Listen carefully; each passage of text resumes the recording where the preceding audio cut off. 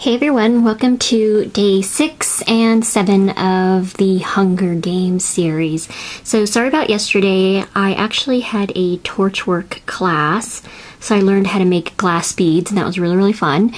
And then I got home and the power went out, so I didn't actually have the chance to make anything. So today I'm combining a tutorial, and it's a more complex and ambitious tutorial, but I hope you guys find it beneficial or useful, and hopefully you guys can make it and put a video response and show me down below. So today I'm going to show you my interpretation of Finnick and Annie's wedding cake, and that's from the 3rd book.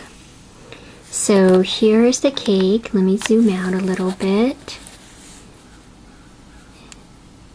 And this is my own interpretation. So in the book, and this is a spoiler for those of you who have not read the 3rd book, so just cover your ears or something and I'll give you the thumbs up when I'm done talking. So essentially, in the 3rd book, Annie and Finnick's wedding cake is decorated by none other than PETA, and it's a blue-green in color, as you can see, and it has white waves. So they're kind of the white waves, and then it's actually decorated with a lot of kind of embroidery-like frosting, and then also with sea creatures and sailboats, but I don't like sailboats, so I didn't put that on there, so I put shells instead. So I think that's kind of fitting with Finnick, and I was going to make a Triton, but I just got tired because this took me forever to make. So anyways, this is my interpretation of Annie and Finnick's wedding cake. And if you're wondering what it's on, of course with me, as you guys know, I try to make everything useful. It's on a purse hanger. So this one is a purse hanger, and yes, I will use it, and yes, I will carry it around because I love purse hangers. So yep, I just glued it on a woodsy base and I placed it on a purse hanger. So again, this is a really ambitious tutorial, that's why I'm going to break it up into 2 parts. And, sorry about my nails and my hands, but let's see here. There's going to be a lot of supplies involved, and I'll try to go over the very basics, but anything else I can't go over, I'll list it in the description bar there. But let me go over the clay colors, so I'll just put that aside. So the basic clay colors you will need to make the actual fondant or covering of the wedding cake. I use Craft Smart in, sorry that's my dog, bright green and light blue. And then for the coral, I used Craft Smart in orange, and I mixed it with a little bit of translucent clay. And then for the inside layer of the cake, and I wanted to give Annie something, so I gave her a pink cake, I used Sculpey 3 in ballerina pink. And originally I was supposed to use white as the layer, and again I mixed up my translucent and white, so it's a translucent layer cake. And obviously I messed it up when I made the coral reefs as well, so that's why I had to paint it with white. So those are the colors I used. I dusted the shells with Pearl-Ex in micro pearls, but if you don't have this, you can use eyeshadow as well, or you can skip that part or just use a little bit of glitter. As always, I use Bacon Bond to adhere everything. I used a little bit of ceramic coat in white. I used a circle cookie cutter, and then I used various tools. So in this tutorial, I'm also going to show you how to make this mold.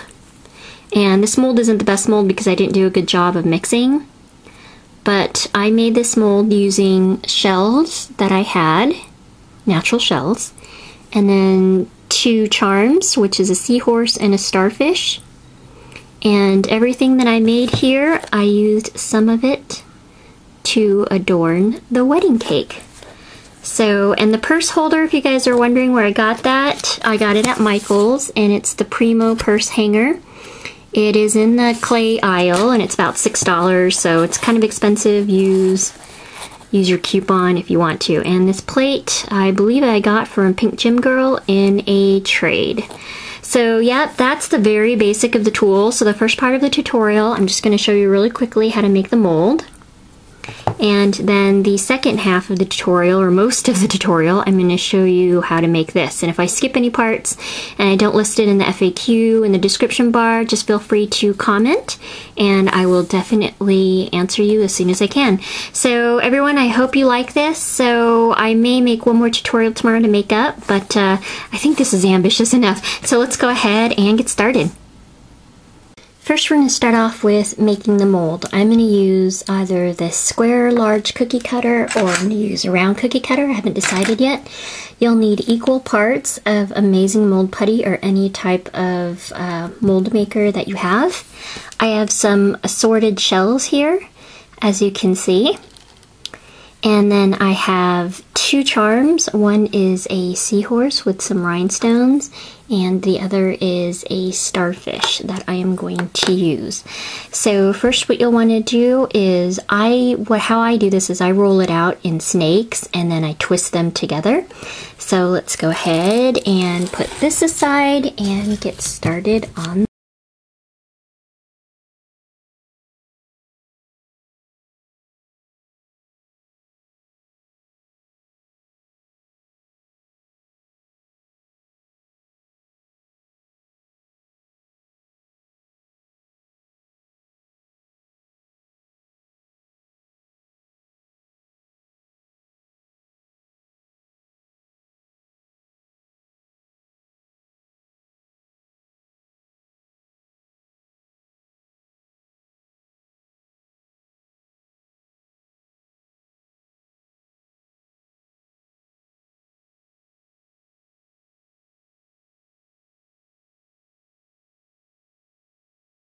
Okay, now I've waited about 10 to 15 minutes and looks pretty clean.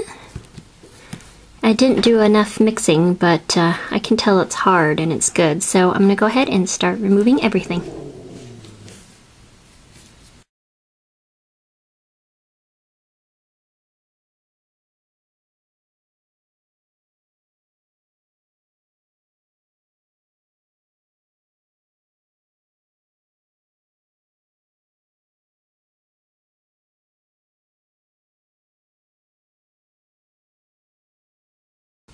Okay, I can tell some of the shells are not ready to come out. I could see it's sticking a little bit, so I'm going to let it sit for a few more minutes. And particularly where it's sticking is where there's more white spots from part B, or part A, I'm sorry. So again, just make sure you mix everything well. And looks like the ones on the ends are done, but I'm just going to wait a little longer.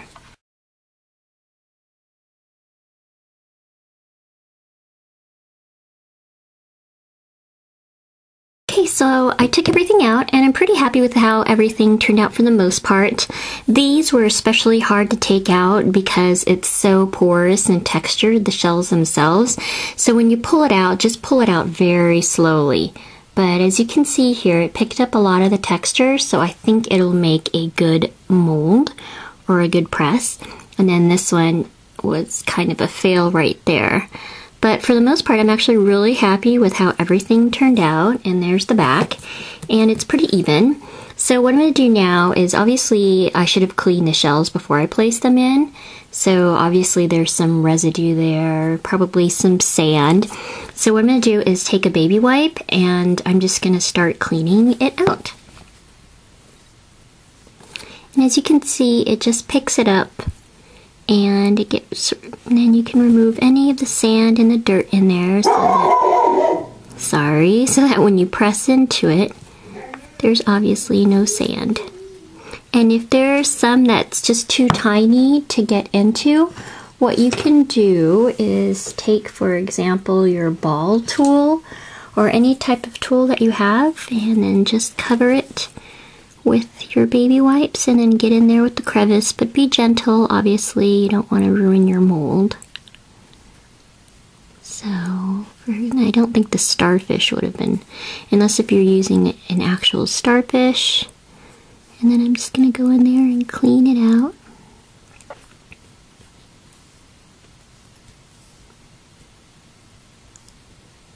And I'm really happy with how this mold turned out. definitely going to be using this a lot, I think.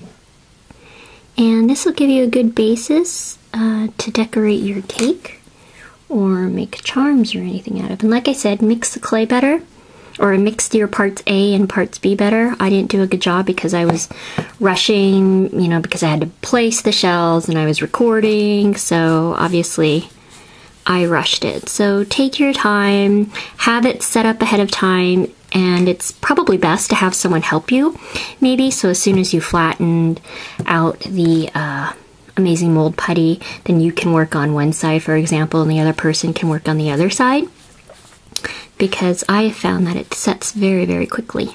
Okay, so here is a very big yet very nice mold, and you're able to fit 1, 2, 3, 4, 5, 6, 7, 8, 9, 10, 11, 12, 13, 14, 15. So like 15 in there, okay? So here you have it, your mold.